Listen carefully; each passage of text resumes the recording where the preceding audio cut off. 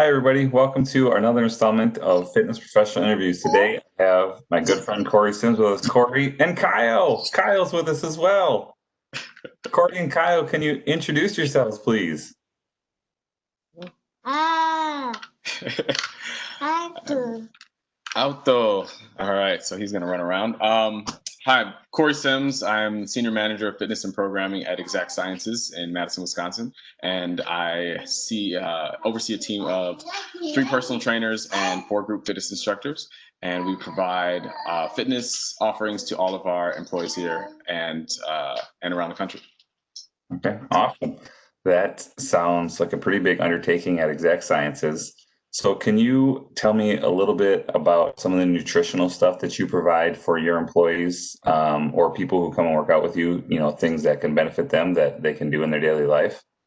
Sure. Well, we're really fortunate to have a great team with us. So my team actually doesn't really have to delve too much into the nutritional side of things. We have registered dietitian on our team who's our senior manager of nutrition and wellness, and her team is responsible for covering all of the nutritional aspects of anyone's daily life. So we'll offer some guidance. We'll offer just very simple tips and tricks if someone is really you know maybe not aware of something very obvious, like, hey, you're not drinking enough water in the day, or you could probably increase your vegetable intake. But anything beyond that, we really are able to just defer that to my counterparts team, my colleagues team, and have them really focus on that area of their wellness, and we really focus on that physical side of things. So it's nice to be able to have a team to lean on, and it works the same way. So if our nutrition team gets personal training questions or group fitness questions or anything like that, they'll send it over to us. So really fortunate again to have a really collaborative and comprehensive team. Okay, awesome. So the big takeaway I took there was you're big on vegetables and water, and make sure you get enough of those, which are huge. That's some water. Yeah, you can't go wrong. I mean, I guess you can go wrong with anything. You can do too much of something, but in general, yeah. What you find is a lot of people don't drink enough water. A lot of people don't eat enough vegetables because it's hard to know what enough vegetables. What does that look like? And so there are a lot of simple ways to do it. One thing I like is using a hand size as a guide. So using the palm of your hand and the thickness of your hand as your protein source, and then using a fist as your vegetables, and then a cupped hand as your carbohydrates, and then your thumb. And then your thumb as your fats. So it works out pretty well where every individual obviously has a different hand size, but that hand size corresponds pretty well to what their intake should be, and that's for one serving size. So often we could just ask, are you eating one fistful of veggies at every meal? And maybe the answer is yes, maybe the answer is no. Maybe that needs to be increased or changed in some way. Awesome. So that caloric intake leads us to our exercise portion. So can you tell me your favorite exercise that anyone can complete without any equipment? Favorite exercise anyone can complete without any equipment would have to be a push-up. It's a total body exercise. It doesn't seem maybe like the legs are contributing quite as much as the upper body, but you have to keep your core engaged. You have to be integrated from the tips of your toes to the top of your head, and you can make a lot of progress, whether it's building muscle, whether it's building strength and stability, whether it's fat loss or body composition change. You can do a lot with a push-up depending on the way that you program it, how many you do, the tempo at which you do it, and you can take it anywhere. So if you have zero equipment, or if you have a wall, you can start on a wall. You can modify and adjust the push-up to fit your knees and to fit your abilities on any given day pretty easily. Oh, awesome. So that takes me to my next question, because push-ups is something I've taken on in the last 6 months, and my goal is to get to 100 in one day by the end of the year. So what is a fitness goal that you have for this year for yourself? Ooh, fitness goal that I have for myself. It would probably be, it's funny as a soccer guy, people just assume that you love to run.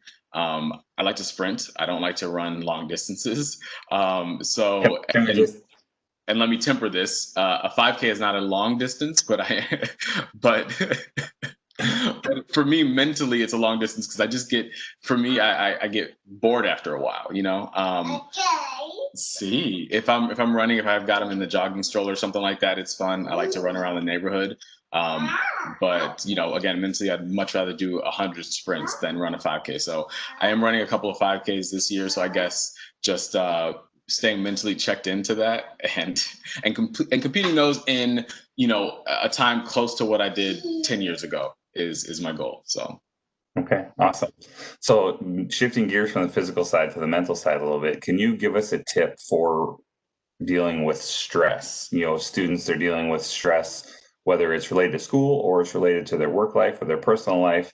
And we all have good stress and bad stress. What is one way that you deal with it in order to help yourself progress through it? yeah, it's a great question. I think there are a lot of ways to deal with it, and again, they all sound very simple, but they're not really easy. I think one of the things that's really been helpful for me, I grew up playing tennis as well, and in tennis, you have to rely on yourself and you have to talk to yourself quite a bit.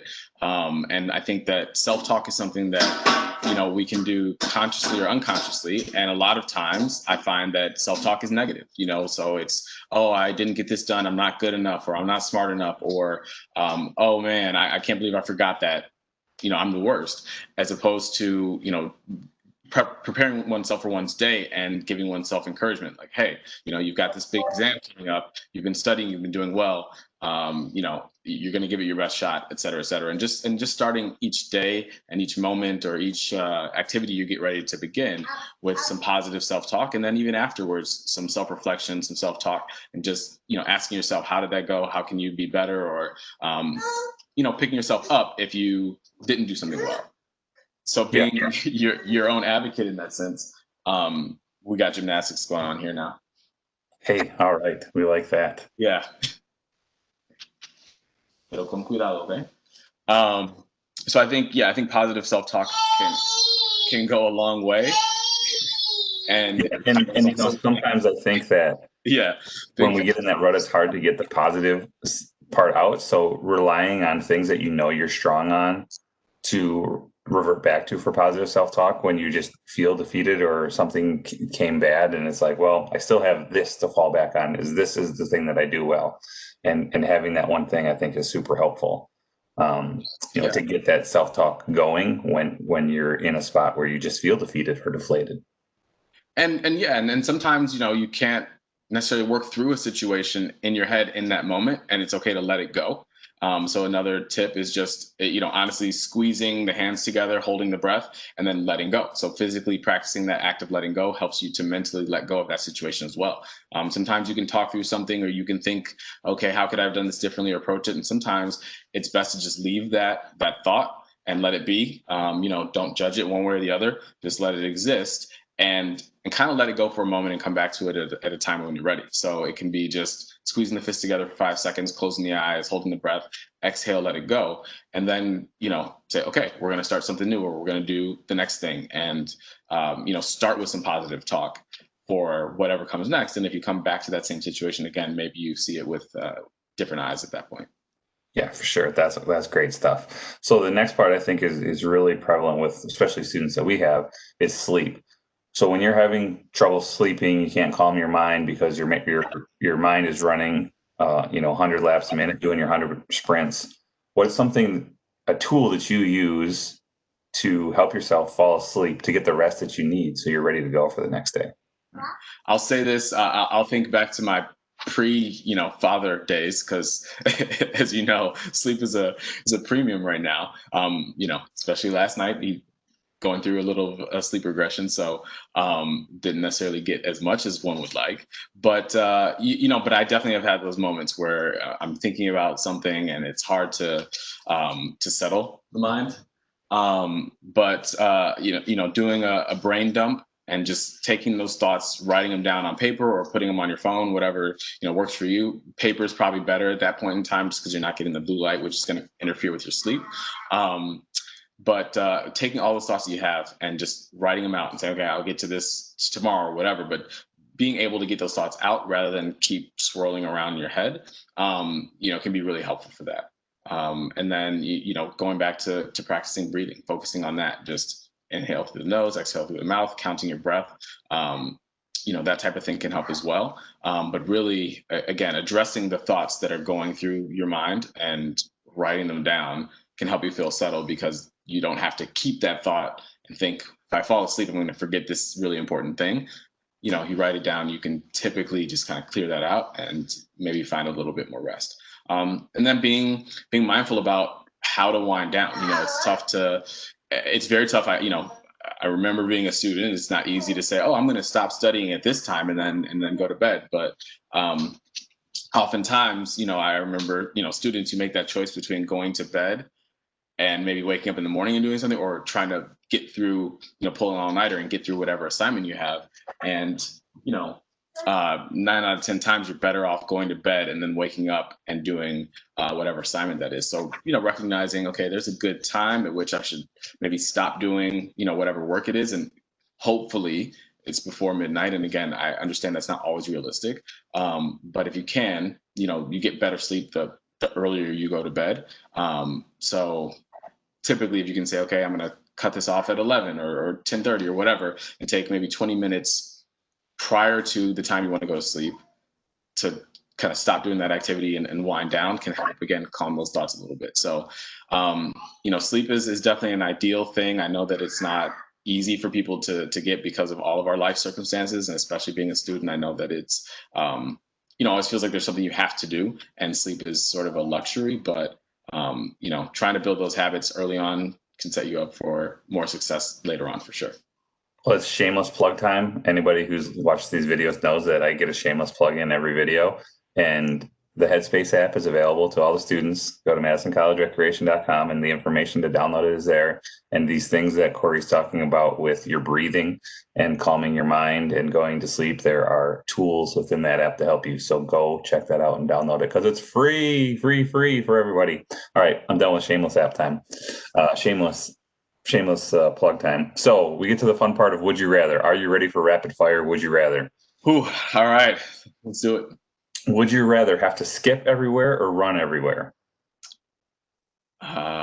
Good question. I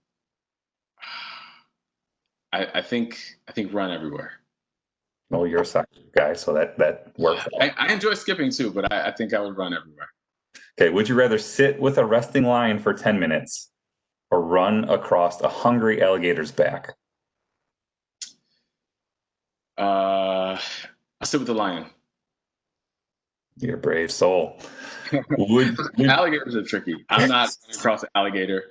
They can roll quickly. Incredible bite pressure. I feel like lions. I have a cat named Simba, so there might be some connection there where I'm like, hey, we're good. the zen of the inner cat person. All right. Would you rather know the history of every object you touched or be able to talk to animals? Ooh, talk to animals. Why?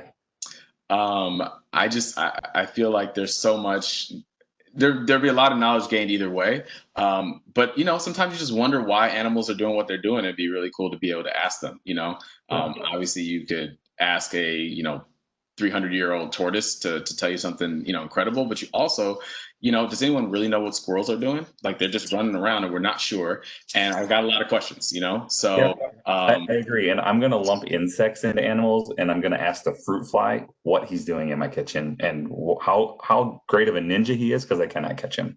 right. I mean, there's a lot of answers that I seek, and I feel like being able to talk to animals would settle my mind quite a bit. I'd probably sleep a little bit better if I knew some things. So, yeah. Okay. All right. We could probably rabbit hole that one forever, but we'll move on. Would you rather make a movie of your life before the age of 21 or your life after the age of 21? Ooh.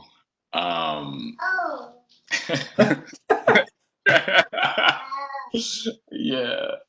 I'm gonna go with before the age of 21. Yeah, I think there was there'd be more scenes in more places. I've definitely traveled a lot in both phases of my life, but I think I traveled internationally maybe just a tiny bit more before 21. So it'd just be really cool to have a movie set in a bunch of different countries, and it'd be great visually, I think. Okay. All right. Also, it's not hair, so you know The people don't know dreadlock Corey Sims. they don't. Um, Yes, believe it or not, this finely clean shaven man had dreadlocks. This yeah, was true. Google it; it's there. don't Google it. All right. Would you rather sneeze cheese or have your tears be chocolate flavored? I'm gonna go with tears be chocolate flavored, and I would be sad because I don't cry very often. Um, so that's something I need to work on, especially if my tears were chocolate. I love chocolate, so I would purposely run around and stub my toe or something um, on a daily basis. Well, this continues to prove our theory that anyone not from Wisconsin is choosing chocolate, and anyone from Wisconsin is choosing cheese. So, last question: what would your superpower be, and why? I love this question. Um, and I've thought about it a lot, but I think that I typically settle on super speed. I think if you have super speed, you can pretty much do anything else. You can be fast enough to fly. You can be maybe fast enough to go back in time if you believe, superhero movies and cartoons and whatnot. And you can be super strong, build up enough speed. It adds, a ton of strength to whatever it is you're doing. So I feel like a way to get as many powers into one is to be incredibly fast. Wouldn't need a car. Wouldn't need, plane to travel. All that kind of fun stuff. Wow, great answer. I have to rethink my answer now. Corey, thank you for your time. Appreciate the insights, and best of luck with your 5K. Thank you. Great to talk with you again. Thanks for having me on. And it's two 5K, so I'll let you know how they go. Oh, woof. One is enough.